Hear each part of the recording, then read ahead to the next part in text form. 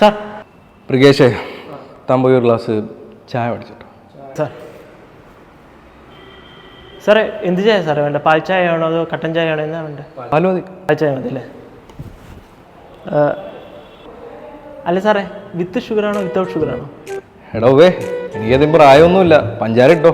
Okay sir. സാറേ എരുവും പാലാണോ പശുവും പാലാണോ ആട്ടിൻ പാലാണോ വേണ്ട?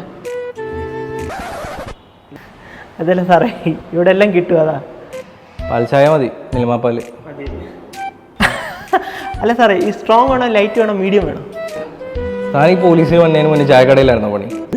അതല്ല സാറേ, ഞാൻ പെർഫെക്ഷൻ്റെ ആളാണ്, അപ്പം എല്ലാം പെർഫെക്റ്റ് ആയിട്ട് പോകണമെന്ന് ആഗ്രഹം, അതുകൊണ്ടാണ്. സ്ട്രോങ് പാൽ ചായ. അല്ല സാറേ, സാധാരണ ചൂട് ചായയാണോ കുടിക്കുന്നത് തണുത്ത ചായയാണോ കുടിക്കുന്നത്? സാർ ഇപ്പം നല്ല ചൂടിലല്ലേ, അപ്പം ചൂട് ചായ മതിയില്ലേ? ഞാൻ പെട്ടെന്ന് വാങ്ങിയിട്ടുണ്ട് വരാം.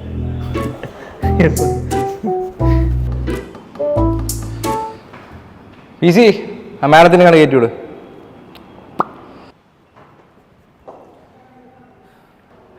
എന്നതാ വേണം കംപ്ലൈൻറ്റ്? സാറേ, എൻ്റെ ഹസ്ബൻഡ് 24 മണിക്കൂറും ഫോണിലാണ്. ഇതൊക്കെ ഇത്ര വലിയ കംപ്ലൈൻ്റ് ആണോ മാഡം?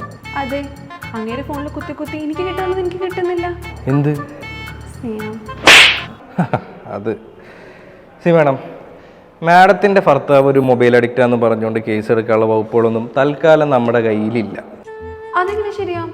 എനിക്ക് കിട്ടേണ്ട സ്നേഹവും കെയറും എനിക്ക് കിട്ടുന്നില്ല. നമുക്ക് മറ്റേ ഗാർഹിക പീഡനത്തിൽ കേസ് ഫയൽ ചെയ്താലോ? മാഡം രണ്ടും കൽപ്പിച്ചുകൊണ്ടാണല്ലേ. സപ്പോസ് മാഡത്തിൻ്റെ ഭർത്താവ് 2 മാസം ജയിലിൽ പോയി കിടന്നെന്ന് വിചാരിക്കും. ഈ 2 മാസക്കാലം മാഡത്തിന് സ്നേഹം ആര് തരും? കിരൺ തരും.